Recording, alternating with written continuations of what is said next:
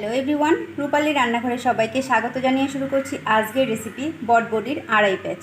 তো তোমরা সবাই তো জিলিপির আড়াই প্যাঁচ খেয়েছো, এবার বটবডির আড়াই প্যাঁচ এরকমভাবে একবার রেসিপি তৈরি করে খেয়ে দেখো, আশা করি খুব ভালো লাগবে। রেসিপিটি কিভাবে তৈরি করলাম ভিডিওটা স্কিপ না করে সম্পূর্ণ ভিডিওটা দেখে নাও।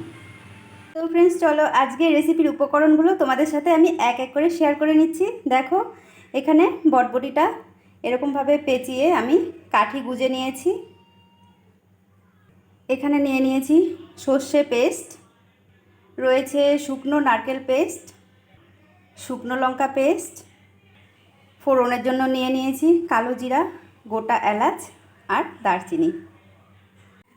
কড়াই গরম হয়ে গেছে, আমি এবার দিয়ে দিচ্ছি তেল। এবার আমি এক এক করে বটবডি পেঁয়াজগুলো তেলে ছেড়ে দিচ্ছি, ভালোভাবে ভেজে নেব। দিয়ে দিচ্ছি পরিমাণ মতো নুন আর হলুদ। এবার এগুলোকে ভালোভাবে নেড়ে চেড়ে উল্টে পাল্টে আমি ভেজে নেব। দেখো, বটবডি পেঁয়াজগুলো খুব ভালোভাবে ভাজা হয়ে গেছে, আমি এবার এগুলো নামিয়ে নেব। এবার আমি ওই তেলে ফোড়নগুলো দিয়ে দিচ্ছি শুকনো লঙ্কা পেস্ট,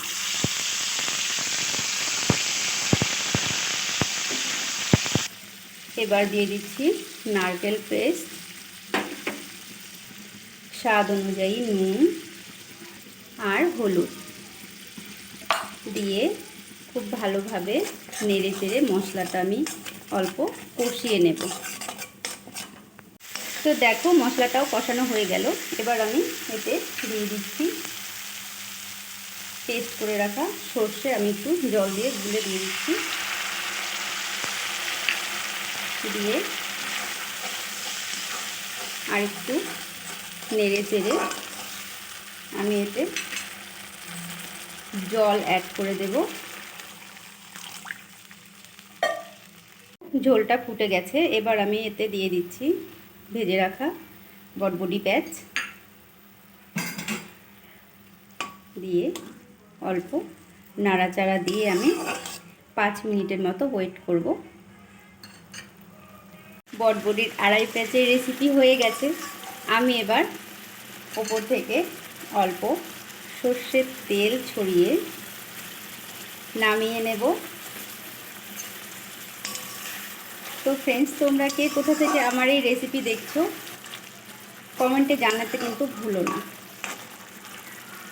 আর রেসিপিটা যদি ভালো লাগে তোমরাও একবার এভাবে বাড়িতে ট্রাই করো, দেখো আশা করি ভালো লাগবে। যে রেসিপি তৈরি হয়ে গেছে, আমি সার্ভ করে নিয়েছি। রেসিপিটি তোমাদের কেমন লাগলো অবশ্যই জানাবে। ভালো লাগলে লাইক কমেন্ট শেয়ার করে অন্যদেরকেও দেখার সুযোগ করে দেবে। আজকের মতো এই পর্যন্তই। নেক্সট কোনো দিন অন্য কোনো রেসিপি নিয়ে তোমাদের সামনে হাজির হব। সবাই সুস্থ থেকো, ভালো থেকো, নমস্কার।